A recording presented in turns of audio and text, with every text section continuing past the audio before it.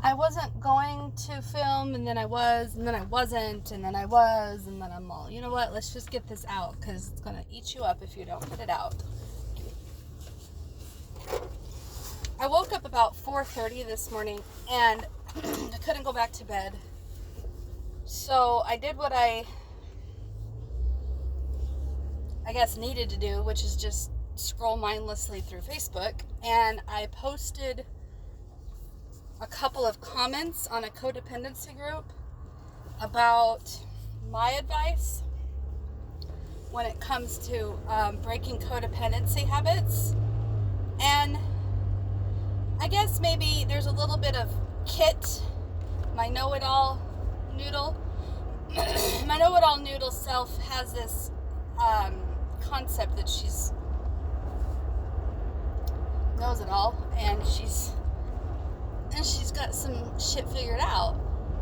And I guess she was typing for quite a while, and I say she because I really don't remember doing it myself. I definitely disassociated, and maybe it was an hour later I'm still typing when I'm like, wow, Crystal, what did you type? And then I'm all, well, maybe it wasn't me, maybe it's someone else getting stuff out, and I start rereading it, editing and all that, before I hit post, and I'm thinking, this sure sounds like you're pretty cocky, Crystal. And I'm thinking, well, yeah, I mean, this is what we know, this is what we've learned, this is what might help somebody else. And I'm like, but we aren't that good at this yet. Why are we portraying ourselves as being like know-it-alls and like we're the best at this and this is what we do and we don't ever have issues anymore? Like, it kind of said stuff like that. It kind of said stuff like,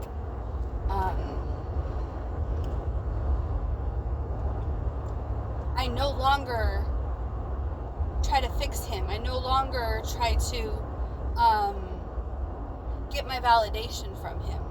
It's like, bullshit, Crystal. Bullshit, Kit. No, it all... Oh, not Kit. Why am I saying Kit? See, that's why I don't like naming them, because I don't know their names. I just know it's another noodle in my head that I don't really understand or identify with until I am that. And when I am that, of course, I know it all, and it's Kia, not Kit. I don't know. Kita. No, it's all Kita. I don't know what do we call her. I'm just trying to give you a name. And if I was to give a color to her, because the colors, my rainbow noodles, is what's really driving with me more than the names. It's orange. It's the orange color. It's the target driven. It's the confidence one. It's the one that just is so darn sure of herself. And so as I'm about ready to post this and I'm editing and I just can't believe I just wrote all this and I don't necessarily believe it or do it myself. Well, I believe it, but I don't necessarily do it. Like, I'm in agreement with what she's saying, but I don't necessarily think it's entirely true that we do it like this all the time, right? I still have moments of weakness where I look for validation from my husband. I still have times when I'm trying to fix him or manipulate him. Like, even just this morning, I'm getting ready for work. He's asking me about the Toyota, asking me if I've got an appointment to have it serviced. And I'm like, yeah, and, didn't you get my invite? And, he's like, okay, and I told him I'm getting an oil change and I'm getting a diagnostics. And he's like, well, how much is the oil change? And I'm all, I don't know. And he's like, well, that was stupid that you didn't ask. And I'm all, you know what? I don't like being called stupid, so are we done with this conversation? I will go and find out how much the darn oil changes, and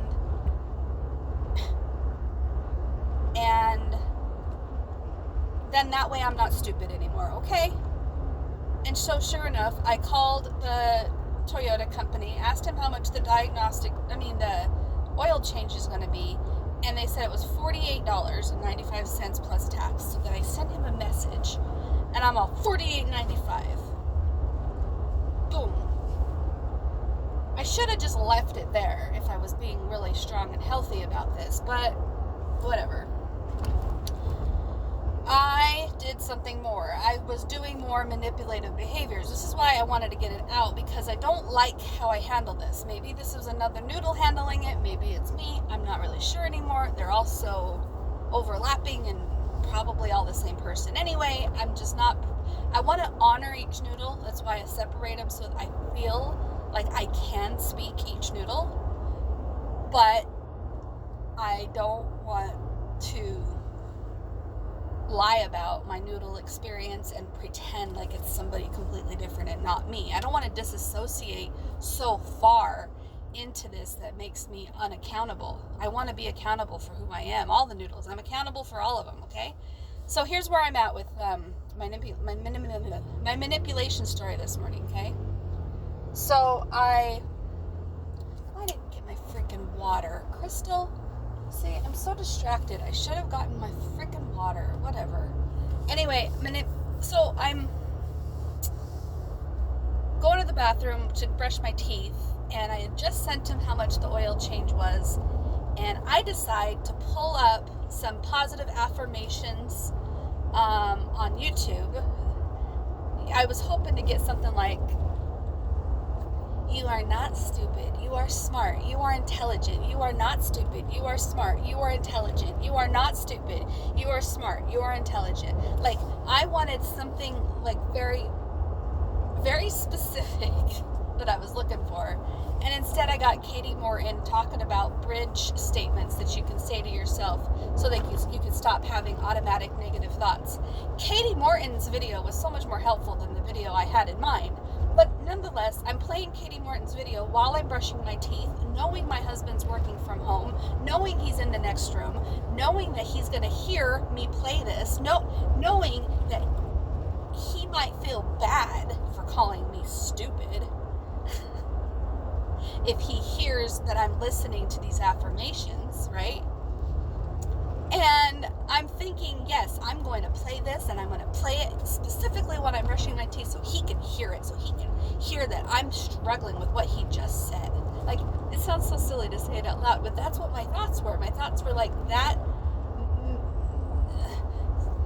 pitiful. Like, I don't know if that's the right word. Pitiful.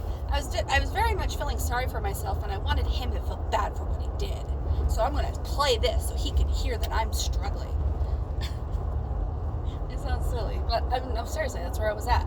So I'm playing this Katie Morton thing, and I don't even get like 20 seconds into it. It's pretty loud. It's echoing through the bathroom. Bathroom door is wide open, and he gets up from his computer chair and he shuts my door, and he's like, zah, zah, zah, zah, zah, zah, zah. And I don't know what he said because I was listening to the Katie Morton thing, and I basically was like, now he definitely can't hear what I'm listening to. Now he definitely doesn't know that this was about him. Duh. So I'm listening to the Katie Morton thing, trying not to let it bug me that he just shut the door on me and he's not listening, and my plan's not working. But then I listen to Katie's message, and she's talking about bridges and gaps, and she says, when you're telling yourself a negative thought like I am stupid, maybe instead of jumping to no, I'm not stupid, I'm smart, and just saying it for the redundance of it, saying it for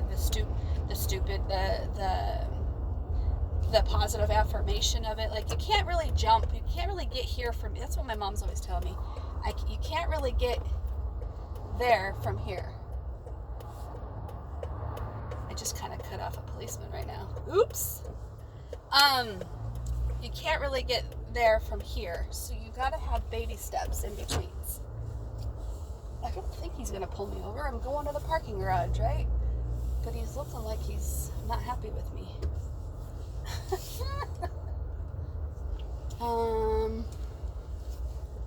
Whatever. I think he's done. Maybe I'm just being paranoid. I gotta go into work, but I just wanted to say real quick. So Katie Morton's solution was use a bridge statement. A bridge statement as, is it possible that maybe I'm not as stupid as I think I am? Because then you're going from the super negative statement, and instead of jumping to the super positive, you're bridging the gap with a possibility statement, a maybe statement, a a baby step.